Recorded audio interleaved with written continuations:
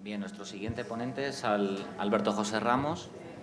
Es trabajador social en la residencia San José, dependiente de la Agencia Madrileña de Atención Social. Tiene una amplia experiencia laboral en centros de servicios sociales, centros de atención a la infancia, incluso como educador de calle. Tiene una formación consolidada en terapia familiar sistémica y en psicodrama. Ha participado también en distintas ponencias e investigaciones. Una de las más interesantes, pues a mi modo de ver, tiene que ver con la investigación que ha desarrollado y que antes ha hablado Silvia y en la que Alberto fue un estrecho colaborador. Alberto nos va a poner en práctica un poco toda la teoría que Silvia nos ha contado antes y lo va a hacer desde el punto de vista, claro, desde el instrumento del IDIS. Entonces, bueno, ya no hablo más y le paso directamente a él. Muchas gracias. Muchas gracias. Buenos días a todas. Lo que voy a exponer es mi experiencia en la participación en el diseño del IDIS, que ha comentado Silvia, y en la puesta en práctica durante varios años.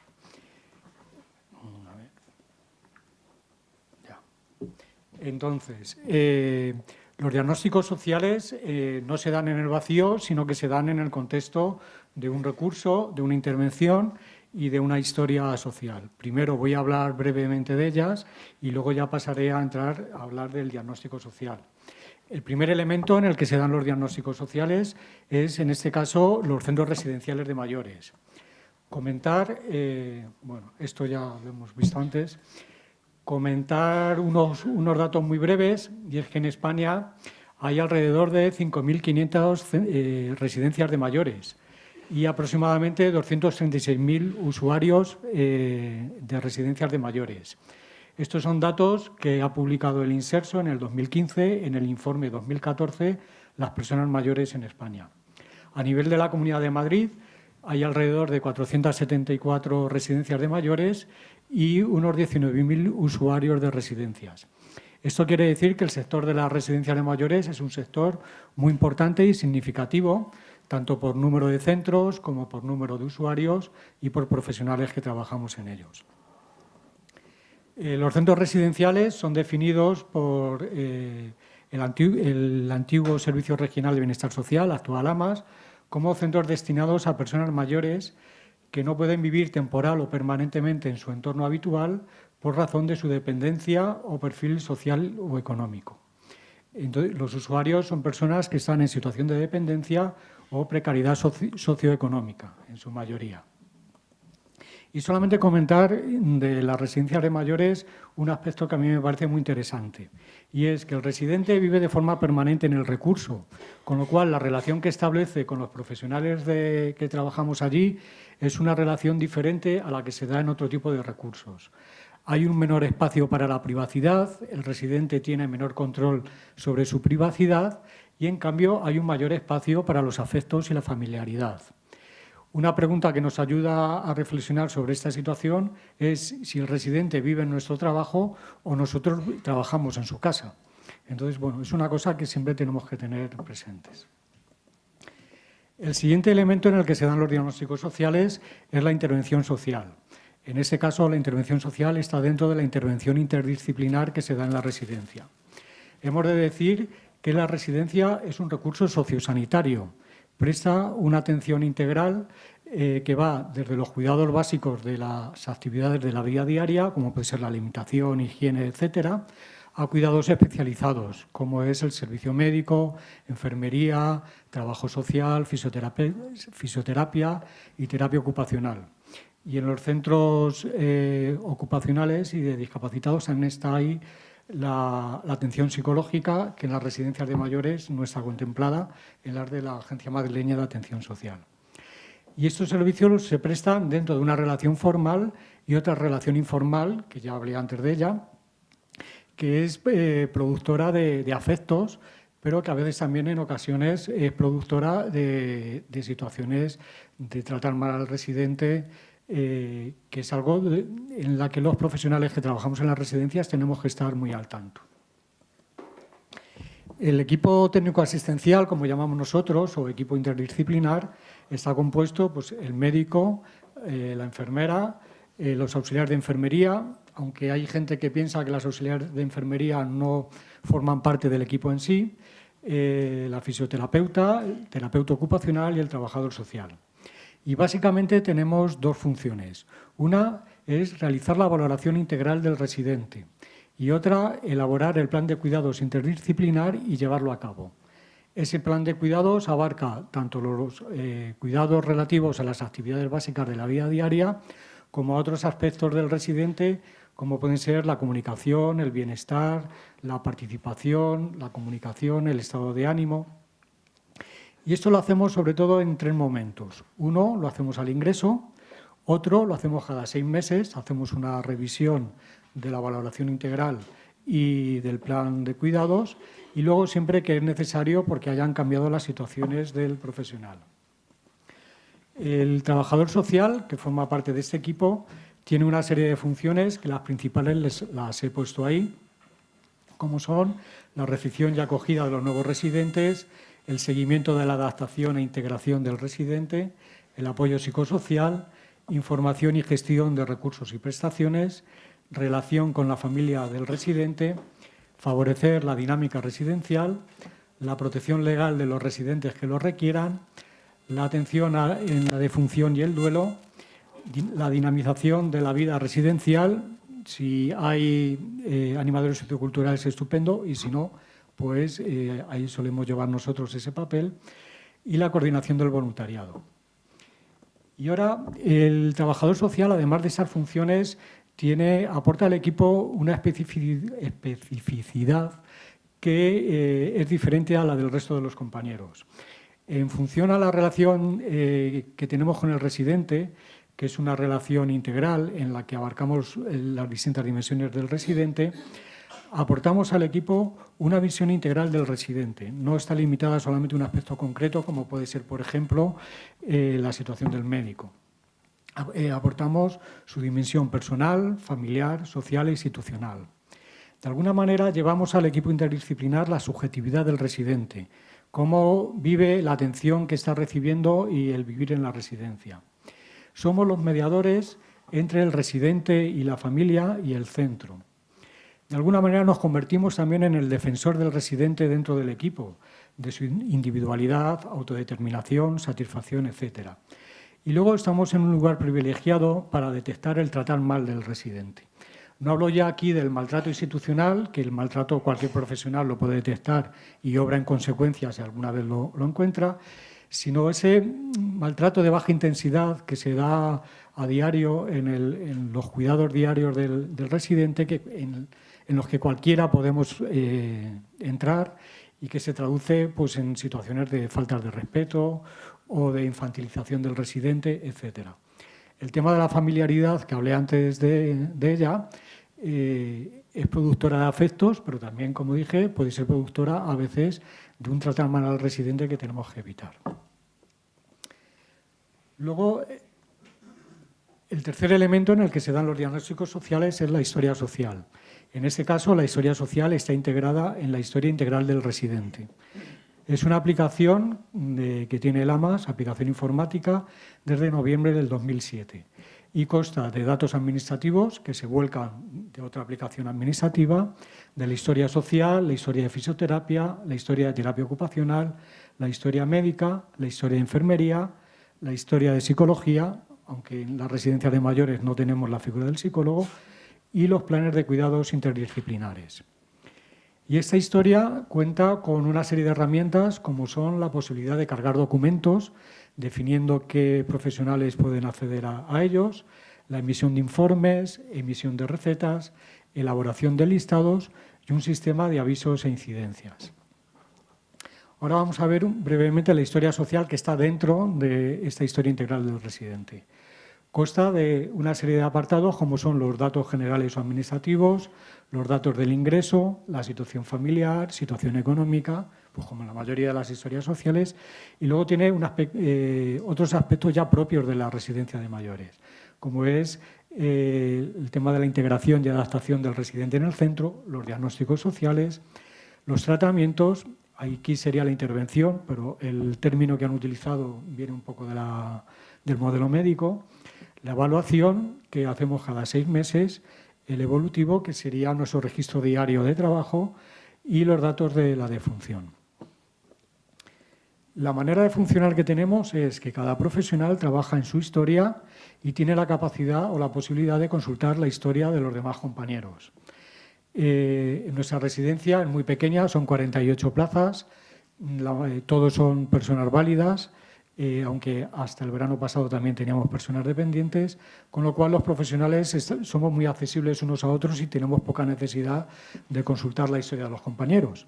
Pero cuando lo hacemos, yo suelo consultar sobre todo los diagnósticos médicos de la historia médica y mis compañeros suelen consultar los datos familiares o a veces el evolutivo.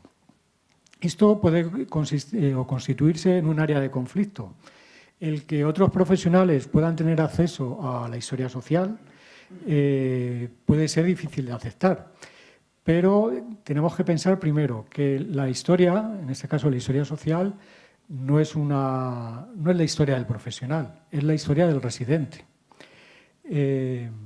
Por otro lado, todos los profesionales estamos bajo el secreto profesional y hemos de confiar en que los datos que consulten los vayan a utilizar de una manera profesional y responsable, así como nosotros lo hacemos con los datos que consultamos de sus historias. En cualquier caso, supone una pérdida de control de la historia social. Antiguamente, cuando teníamos la historia escrita a bolígrafo y metida en un cajón bajo llave, nosotros teníamos absoluto control sobre esa historia. Ahora ya no lo tenemos, para bien y para mal. Y por último decir que la historia integral del residente es una historia dinámica que está en continua mejora, como todo, aunque esa mejora es lenta y trabajosa, más lenta de lo que nos gustaría a los profesionales. Bueno, y ahora ya voy a comentar algo sobre los diagnósticos en el contexto de las residencias. Lo primero que quería decir es que los diagnósticos en las residencias tienen que ser multidimensionales. Si trabajamos de una manera integral con el residente, los diagnósticos tienen que recoger esa visión integral, la dimensión personal, familiar, social e institucional del residente. No nos podemos quedar en las meras carencias, como ya Silvia ha hablado muy bien ya de todo esto. Lo segundo que quería comentar era que los diagnósticos es muy importante que estén categorizados. Tiene sus ventajas y tiene sus inconvenientes. Yo cuando me formé como trabajador social, allá a finales de los 80, aprendí a hacer las valoraciones pues, a modo de un relato en el que resumíamos pues, las dificultades que se encontraba la persona con la que estábamos trabajando. Posteriormente llegó el SIUS, que ya ha explicado Silvia muy bien, y yo he de reconocer que fui uno de los que viví el SIUS con mucho malestar, porque entendía que encajar la realidad en categorías implicaba una pérdida de información. En este caso podríamos hablar de una pérdida de sociodiversidad. Pero esta categorización lo que te quita por un lado te lo da por otro. Entonces nos permitía una homogenización de los diagnósticos sociales, el tener un lenguaje común, posibilita el tratamiento estadístico, que de otra manera no sería posible, y se puede constituir como una guía de valoración. El formato que tienen los diagnósticos sociales en la historia integral del residente es con la fecha de inicio, un campo para describir el diagnóstico y la fecha de finalización. La ventaja que tiene que estén categorizados es que se pueden modificar individualmente cada vez que es necesario. Y luego se pueden visualizar los diagnósticos activos, los diagnósticos inactivos o todos. Aquí en la terminología se aprecia también el modelo médico sobre el que está basada la historia integral. Luego, es muy importante que los diagnósticos estén categorizados, sistematizados en un lenguaje común, profesional, no solamente para definir bien la situación del residente con el que estamos trabajando, sino para situaciones de cambios de profesional, de traslados, de consulta de otros profesionales, del tratamiento estadístico y del volcado de los diagnósticos en los informes. Me voy a detener aquí un momentito. Cuando el trabajador social hace un informe social con esta herramienta, se vuelcan automáticamente una serie de datos en el informe social el trabajador social complementa o escribe los campos que están abiertos, lo imprime, lo firma y en todo momento el informe social está bajo el control del trabajador social. Pero cuando derivamos a un residente a un recurso sanitario, ya sea de urgencias o una atención especializada, en el informe de derivación también se vuelcan los diagnósticos sociales. Tenemos que recordar que somos un recurso sociosanitario, por lo tanto aportamos información social y aportamos información médica cuando hacemos una derivación, porque queremos que el residente sea lo mejor atendido posible.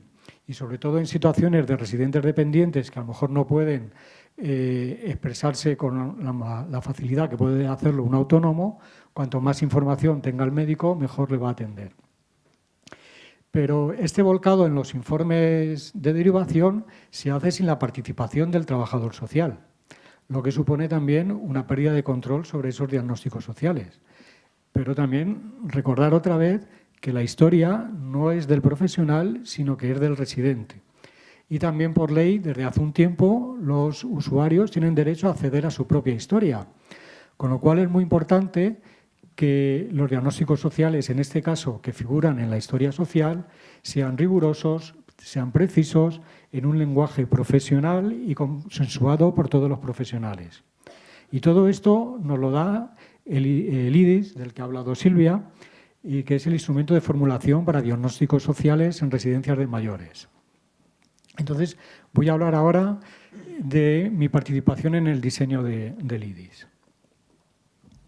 Por un lado, ha sido el resultado del encuentro de dos necesidades. En el 2007, por un lado, estaba la oferta de Silvia Curry de una investigación para un trabajo de máster y, por otro lado, fue la necesidad detectada por nuestra compañera Olga Larios de la Residencia de la Paz de que necesitábamos tener unos diagnósticos sociales en un lenguaje común. Posteriormente, la investigación se amplió al resto de las residencias del actual AMAS y lo que era un trabajo de máster se formalizó en un proyecto de investigación entre la Facultad de Trabajo Social y el actual AMAS. Y el resultado de esa investigación ha sido el IDIS. Mi participación y la de otros compañeros en el diseño del IDIS fue a través del grupo de trabajo que se constituyó entre el 2011 y 2012. Participamos, como ya comentó Silvia, 9 compañeras, en la que nosotros aportábamos los diagnósticos que veíamos a diario en la residencia y Silvia pues, les iba dando la estructura teórica necesaria para formar el IDIS. Eso nos obligó a repensar nuestro trabajo, a revisar qué es lo que hacíamos, porque además los trabajadores sociales solemos tener poca tendencia a teorizar sobre nuestro trabajo y a pararnos a pensar qué es lo que estamos haciendo, con lo cual nos ayudó muchísimo y como dijo Olga anteriormente, hemos aprendido muchísimo de esta experiencia. Ha sido una experiencia muy satisfactoria a nivel profesional y personal, porque participar en el diseño del IDIS ha venido a superar por mucho tiempo de las quejas recurrentes mías y de otros trabajadores sociales de que no nos escuchan a la hora de planificar nuestro trabajo, diseñar nuestros instrumentos, incluso de tener que soportar que otros profesionales de otras disciplinas vengan a decirnos cómo tenemos que trabajar o cómo tienen que ser nuestros instrumentos de trabajo. Y luego el ambiente de trabajo, que fue duro porque trabajamos mucho, Silvia nos daba mucha caña, pero fue en un ambiente constructivo, muy positivo y alegre. Bueno, y ahora comentar algunas cosas sobre la aplicación práctica del IDIS. Lo llevo aplicando desde diciembre del 2012. El IDIS aún no está incluido en los catálogos del IRE. Esto significa que a la hora de escribir un diagnóstico lo tienes que escribir a mano. El día que se incorporen, que esperamos que sea pronto, bastará apretar una tecla y aparecerán todas las dimensiones y todas las categorías en una estructura de árbol y podremos seleccionar la que consideremos oportuna. Requiere una inversión de tiempo inicial, al principio es mucho tiempo y cuando uno ya se va familiarizando con el instrumento ya lo necesita menos. se constituye en una auténtica guía de valoración, porque vamos repasando todas las dimensiones de la persona y nos ayuda mucho a no dejarnos nada por valorar. Como ya ha comentado Silvia también, es un instrumento joven y dinámico que tiene que irse adaptando a situaciones nuevas que vayan apareciendo o a alguna situación que nos hayamos dejado por ahí olvidada. En ocasiones va a ser necesario consultar con otros profesionales para complementar la información que tenemos. Sobre todo, los profesionales que nos dan mucha información suelen ser las auxiliares de enfermería, que son las que están a todas horas con los residentes, y muchas veces información que nos falta nos ayuda mucho a recogerla de ellas. Y en caso de duda de que no tengamos claro alguna categoría o algún diagnóstico, pues simplemente lo dejamos para más adelante cuando tengamos ya clara esa valoración. Y ahora voy a repasar brevemente las distintas categorías del IDIS, haciendo algún comentario en función de la experiencia de aplicación que he tenido. Y luego, bueno, pues tampoco me voy a entretener mucho porque es demasiada información, pero luego en el periodo de preguntas lo podemos ampliar. Vale.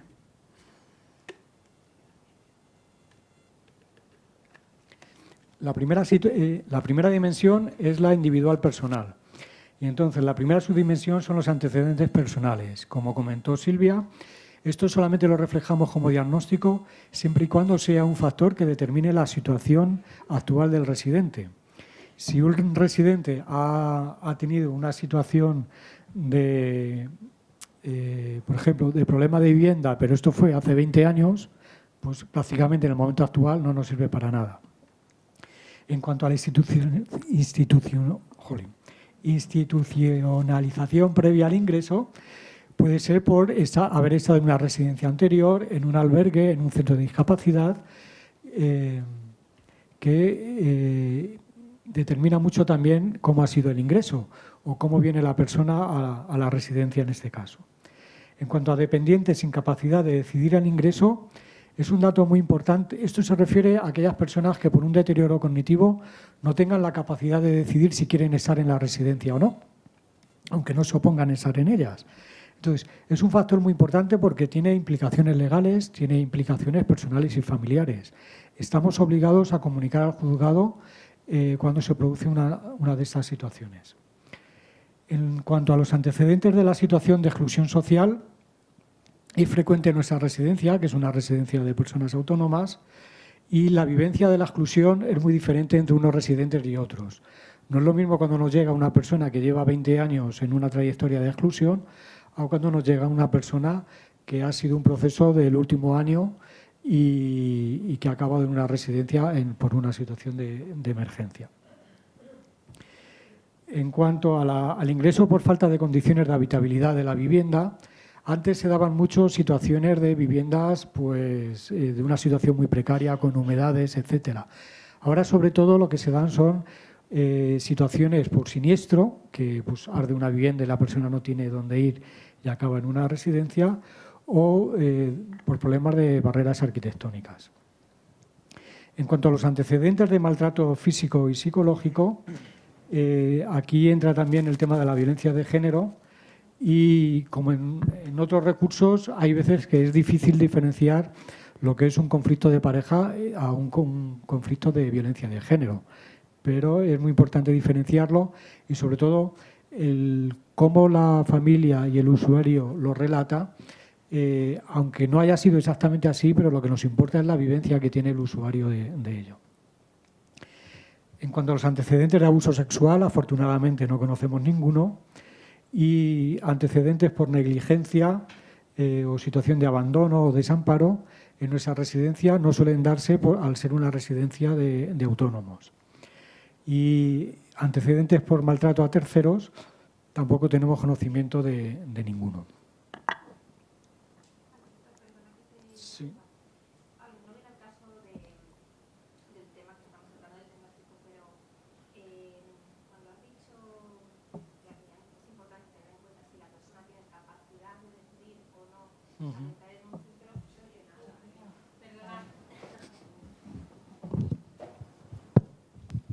Es que estoy aprovechando el foro porque, aunque no tiene nada que ver con el diagnóstico social, para las residencias es muy importante lo que ha dicho antes de tener en cuenta si la persona o el mayor tiene capacidad de decidir en el ingreso o no.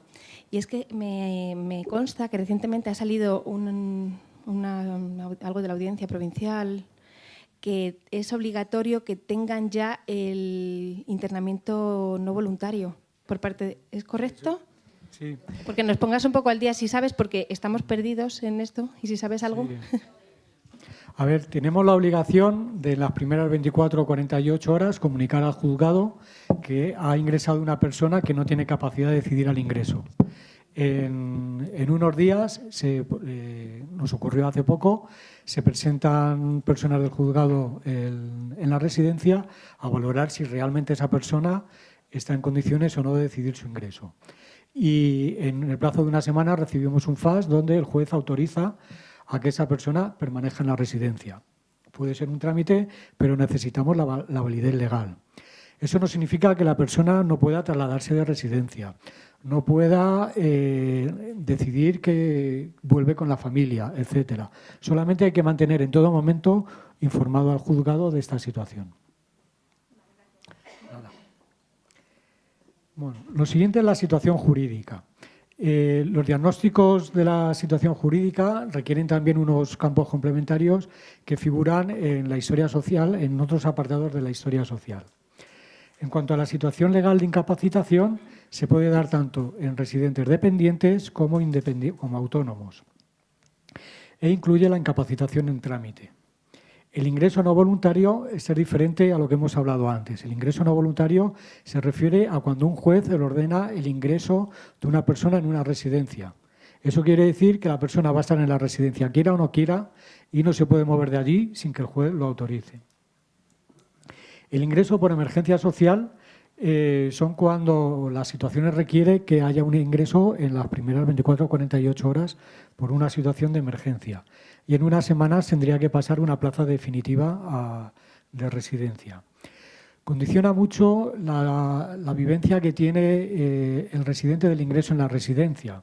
Hay residentes que lo viven como un alivio y otros residentes lo viven con rabia, con lo cual luego eso va a condicionar su integración en el centro. En cuanto a delitos o faltas pendientes de resolución judicial, hasta ahora solamente hemos tenido un caso que se va a resolver esta semana y no es precisamente el mayor de los problemas de esa persona. Y las causas pendientes de resolución judicial suelen ser situaciones de divorcio, separaciones y de deudas, de impagos de la residencia, que empiezan en una reclamación administrativa y puede acabar en embargo. De hecho, acaba así. Bueno, la siguiente subdimensión es la situación económica. En las residencias de Lamas se paga entre el 80 y el 90% de los ingresos de la persona. Eso quiere decir que después de pagar la residencia, al residente le quedan entre 65 euros si tiene una no contributiva y unos 130 euros si tiene una pensión más o menos de 1.000 euros. Entonces, luego tiene una serie de gastos mínimos, como veis ahí. En la categoría sin pensión se refiere cuando no tiene ningún ingreso, aunque siempre hay alguna ayuda que habría que contemplarla. Aquí hemos intentado tramitar la renta mínima, que es una excepción que hace la renta mínima para mayores de 65 años, pero nos la han denegado, por alegar que ya recibe un recurso suficiente para poder mantenerse. Con lo cual, no paga residencia, pero el problema es cómo cubre esos pequeños gastos que tiene que tener. En cuanto a la existencia de ahorros o patrimonio personal del residente, suele darse posterior al ingreso cuando ha vendido su vivienda habitual y es frecuente que traten de ocultarlo. En cuanto a la adecuada administración del dinero, es un término relativo en función del dinero que les queda para pasar el mes. Casi el criterio diagnóstico podría ser que no entrará en deudas. Algunos residentes, los que andan peor económicamente, pues recurren a ONGs para ayudar de medicamentos o algún tipo más.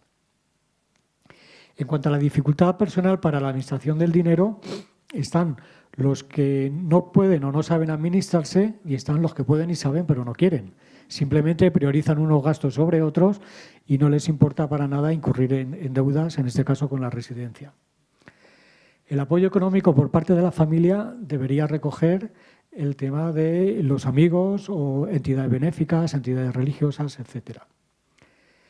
El abuso económico por parte de la familia a veces es difícil distinguir cuando es una decisión consciente del residente que decide privarse de un dinero que necesita para dárselo a su familia o lo hace presionado por la familia. En cualquier caso, sigue siendo un abuso. Y por último, en cuanto a las deudas impagadas, pues con los ingresos que tienen los residentes, una vez que un residente entra en deudas, le cuesta mucho salir de esa situación. Bueno, ahora vamos ya al estado de ánimo. Para mí es la dimensión que más me cuesta diagnosticar, porque muchos residentes tratan de ocultar su estado de ánimo cuando en las entrevistas que tengo con ellos, ya sea por introversión, ya sea por defensa o defensa no por el daño que les podamos hacer, sino porque muchas veces están muy contenidos y prefieren esconder sus sentimientos. Yo me apoyo mucho en los criterios diagnósticos del manual y en la información que me aportan las compañeras auxiliares de enfermería. Ante la duda lo dejamos en blanco y ya eso lo hacemos más adelante cuando lo tenemos claro. De todos los estados de ánimo, solamente he puesto ahí uno por no llenar todo esto de demasiada información, que es el tema del duelo, que lo más frecuente es el duelo por la pérdida de las propias capacidades. Y más en nuestras residencias, que son residencias de la mía, de autónomos, en cuanto una persona autónoma ve que va perdiendo su capacidad, eso le afecta de manera importante. Y la última dimensión o subdimensión de la situación individual y personal es el tema de la conducta y actitud. No suelen darse en estado puro y entonces valoramos lo más aproximado. El tema de la conducta no asertiva o de evitación no hay que confundirla con los residentes que evitan los conflictos de manera asertiva. Su manera de vivir en una residencia sin entrar en conflicto y estar tranquilos es mantener cierta distancia con los demás y aunque pueda parecer que es una conducta evitativa hacia los demás, están siendo muy asertivos. Por otro lado, la conducta ineficaz es cuando el residente, ante una situación de conflicto o una situación concreta, toma una actitud en la que va en contra de su propio bienestar o sus propios derechos. La conducta agresiva suele darse por trastornos psíquicos, por deterioro cognitivo o por personalidades defensivas. Y la conducta no valorable suele darse en grandes dependientes que en nuestras residencias no tenemos. Ahora entramos en la dimensión de la situación social. Lo primero son las habilidades sociales. La mayoría de los residentes tienen las habilidades sociales limitadas, son personas muy mayores. Hay una habilidad que casi ninguno tiene, que es la de ponerse en el lugar del otro, tomar en cuenta al otro. Las personas mayores son muy egocéntricas, están muy centradas en sí mismas y eso, lo más frecuente es que sus habilidades sociales sean limitadas. Y la ausencia de las principales habilidades sociales suele darse por problemas de gran dependencia, por deterioro cognitivo o trastornos mentales. En cuanto a las relaciones sociales, el desinterés en el establecimiento de las relaciones sociales se da tanto en autónomos como en dependientes. Y puede deberse... No, perdón, me he saltado de la línea. El desinterés en el establecimiento de las relaciones sociales puede ser por un problema de introversión, gente muy introvertida que no quiere o no le apetece entablar relaciones sociales, o por el propio rechazo del entorno residencial. Hay residentes que están en la residencia porque no tienen más remedio y de alguna manera se tienen que diferenciar del resto y no se quieren relacionar con ellos porque ellos no son como el resto de los residentes. El rechazo social lo pueden recibir tanto residentes autónomos como dependientes y lo pueden recibir por problemas de comportamiento o simplemente por diferenciarse del resto de los residentes. Aquí el que se mueve no sale en la foto, es una verdad que la vemos a diario. Un residente un tanto peculiar en su manera de vestir, en su expresividad, que sea un poco histriónico, enseguida es señalado y no es que sea muy popular precisamente. En cuanto al aislamiento físico, suele darse en grandes dependientes, que nosotros no tenemos. En las residencias del AMBAR, me imagino que en las demás también, se intenta que aquellos residentes dependientes por lo menos que estén en contacto con otros residentes, que estén en una sala donde ocurran cosas, donde ocurra la vida de la residencia, para que reciban el mayor número de estímulos posibles. Y el aislamiento social suele ser también por trastornos mentales o personas ya que no pueden relacionarse. En cuanto a la participación, puede ser una participación activa en las actividades que organizamos dentro de la residencia o en las salidas o en ambas. Y luego están también, nosotros de una manera agradable lo llamamos la competencia, las actividades religiosas. Somos un recurso público, somos aconfesional, pero hay actividades religiosas dentro de la residencia y a veces nos quitan la clientela. Pero de alguna manera es una participación activa que también hay que tener en cuenta. En cuanto a la participación activa únicamente fuera del entorno residencial, suele darse o por rechazo de la residencia, como comenté antes, de gente que se trata de buscar la vida fuera de la residencia porque no se siente identificado con las personas de la residencia, o los residentes huéspedes, que son residentes que son tan autónomos que prácticamente vienen a la residencia a comer y a dormir y allí no hacen vida, ¿no? En cuanto a la participación escasa y la pasividad, ya comenté antes que aunque sea escasa o los residentes sean pasivos, pero es importante que estén donde ocurren las cosas en la residencia, donde se pasa la vida, y me estoy alargando demasiado. Vamos a abreviar. Bueno, pasamos a la siguiente. La red de apoyo familiar. Hay residentes que tienen una relación con una parte de la familia de una manera y con otra parte de la familia de otra. Aquí valoramos la parte de la familia que es la más significativa para el residente. Destacar, bueno, red de apoyo familiar óptima, yo lo dejaría en adecuada.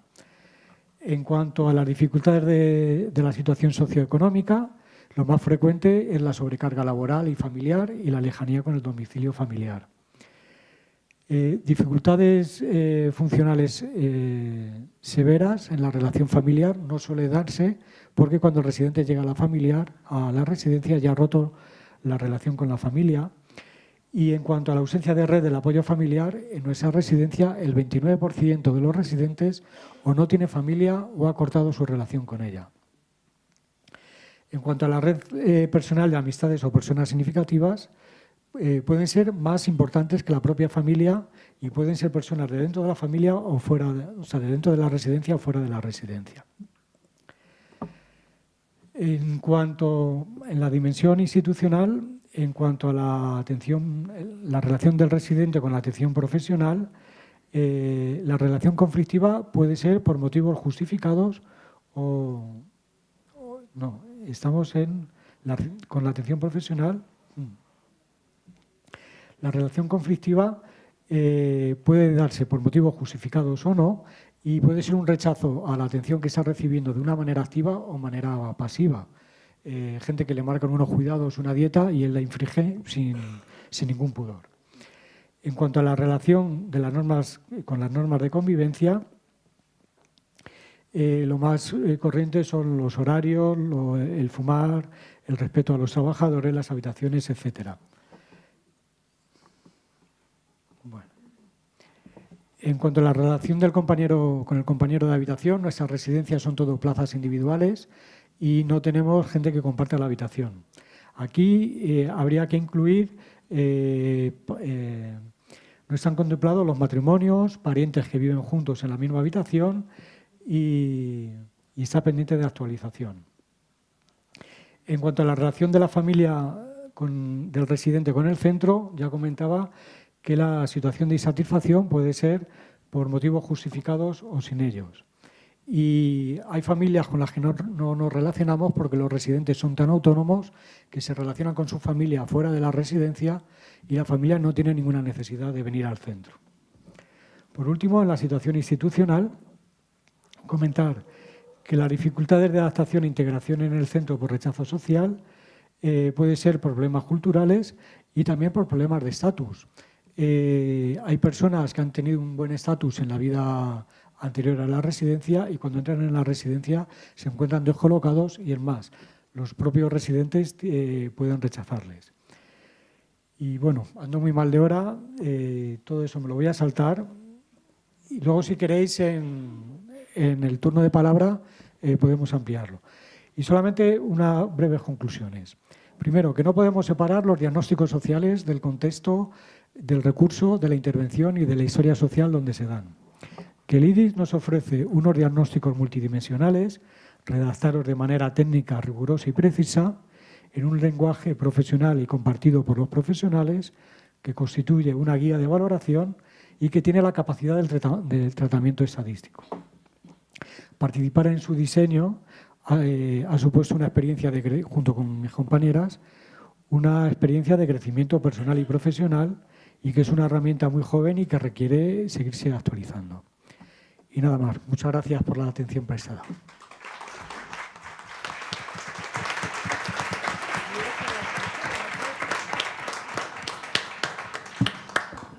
Muchas gracias, Alberto.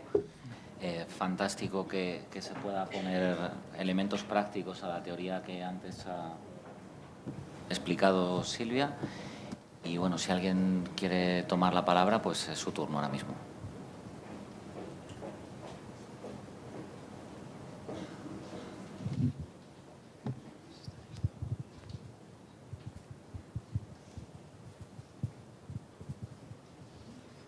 Todo muy claro, ¿no? Ninguna pregunta, ninguno, no me lo puedo creer. Bueno, a mí me ha parecido muy importante, ya que no os atrevéis ninguna, el hecho de sacar en algún momento algo a lo que a mí, después de escucharos, pues bueno, yo siempre he pensado, aunque sea, siempre he sido un poco más del relato, de hacer la valoración del relato. He pensado, no sé, quizá porque me gusta más, yo qué sé, la literatura, porque pensaba así, y mantenía un poco un cierto grado de escepticismo, a pesar de haber participado en muchísimas investigaciones sociales y haber trabajado con muchísimos elementos estadísticos. Justo a la hora de aplicar o de trabajar el tema del diagnóstico social, pues me parecía un poco más, conocía tu investigación y evidentemente tenía otro punto de vista, pero siempre me parece bien que eso pueda ser un elemento de debate, ¿vale? Porque puede ser una confluencia de, digamos, de dos estilos o de dos vertientes, o de algo que puede ser completamente complementario y creo que para nada debería de chocar. ¿Vale? Solo decir eso.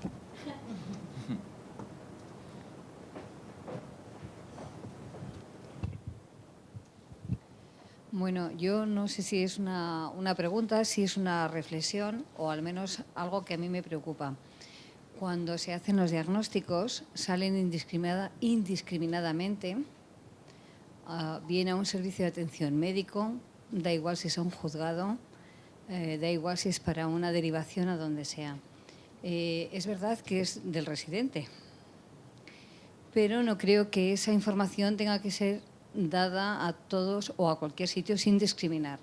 Quiero decir que los datos económicos en un momento dado para una situación X no creo que sean de mucho interés, o la situación X para otro lado tampoco. Son datos que normalmente cuando son médicos se exige muy pulcros y además con unas connotaciones legales si salen fuera.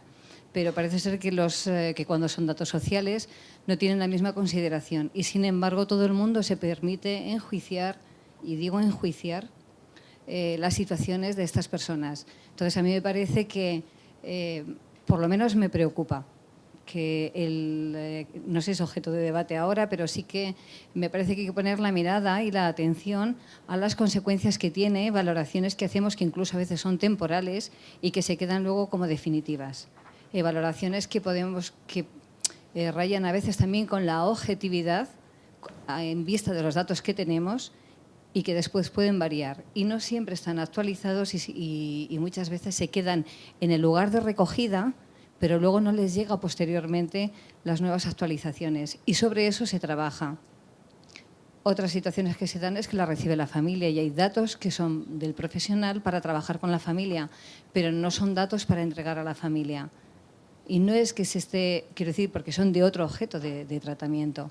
Entonces, todo eso que yo sepa en el IRE, efectivamente sale fuera de nuestro alcance. Y sí que me parece que es algo que deberíamos también develar, porque eso se diera. Bueno, es una puntualización que no sé si es compartida y porque... Gracias por lo demás, ¿eh? Esta situación...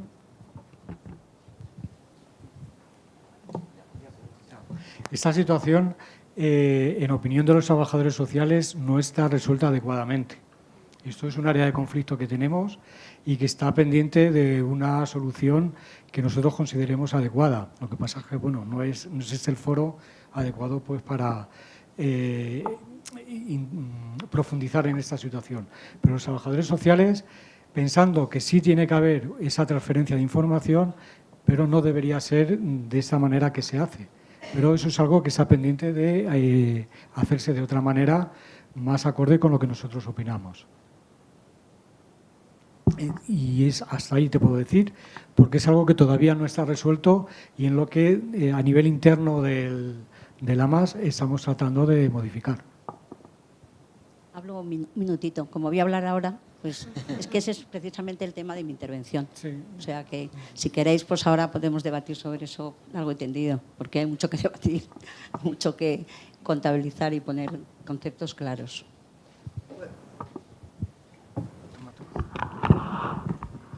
El tema que planteas es muy interesante. ¿Se oye?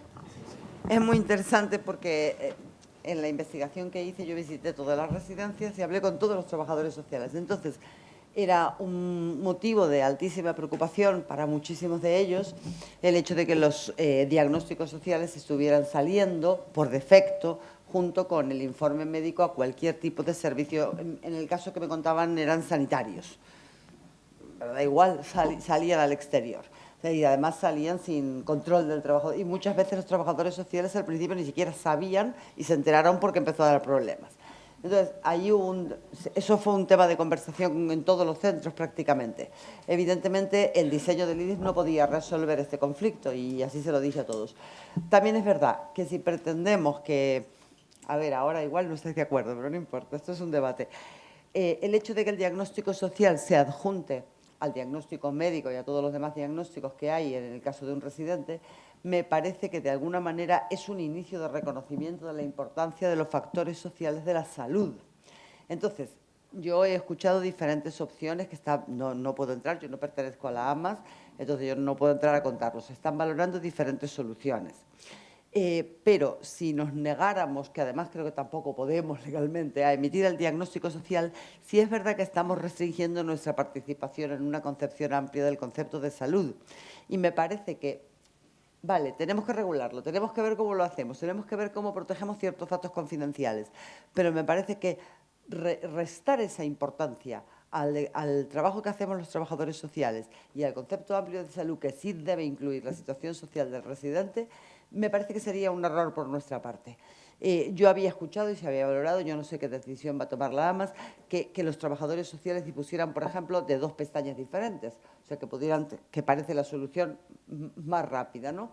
En parte que se usara un lenguaje profesional y muy técnico, igual que hacen los médicos, inclusive un código alfanumérico, como hacen ellos, ¿no? Claro, trastorno 7/4 de déficit, y no dicen más nada. Por eso a mí se me pidió desde la AMAS, cuando yo empecé con el diseño, que se codificara con un sistema muy claro, que se entendiera entre trabajadores sociales, pero no se entendiera desde fuera. Y sí se ha valorado el uso de 2 pestañas, o sea, un informe social completísimo del trabajador social y otro que sea el que salga por defecto cuando hay una derivación a equipos sanitarios. Pero es mi opinión, ¿eh? Entiendo que es un debate que lo va a abordar la próxima ponente y que es un conflicto ético importante. Gracias. El micrófono, Pablo. Hubo un momento cuando se empezó y todos supimos que estaban saliendo nuestros diagnósticos y que realmente lo supimos porque hubo quejas y hubo problemas muy, muy serios, incluso legales, llegamos a manejar lo que tú has apuntado antes de diagnósticos activos y diagnósticos no activos. Se utilizó en ese momento.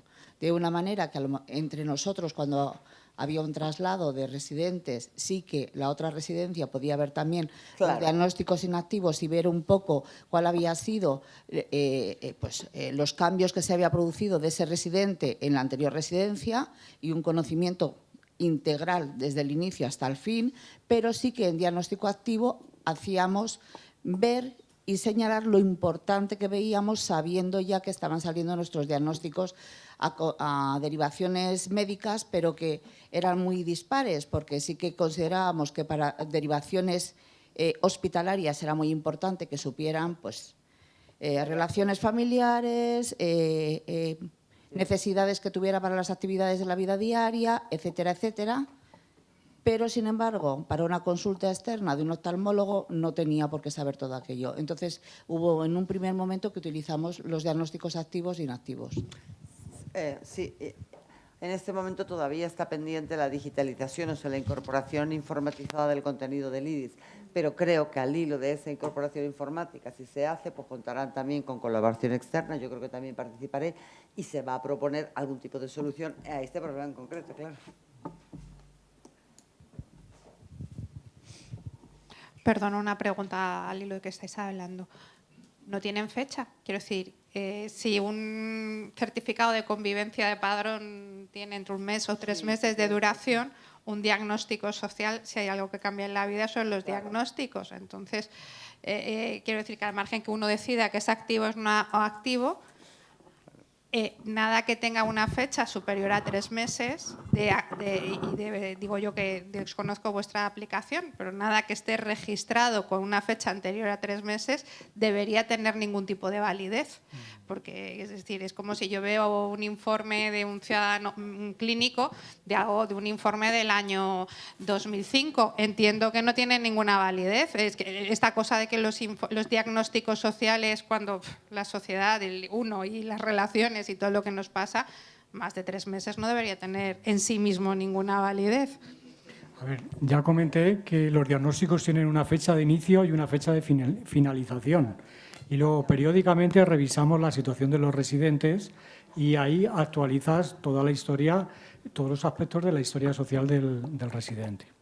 Ya os comenté también antes que la modificación del IRE es lenta y trabajosa. Entonces, eso es una de las cosas que está pendiente de modificar, el tema de cómo salen los diagnósticos en los informes de derivación, y esperamos que se resuelva satisfactoriamente, pero está ahí todavía pendiente.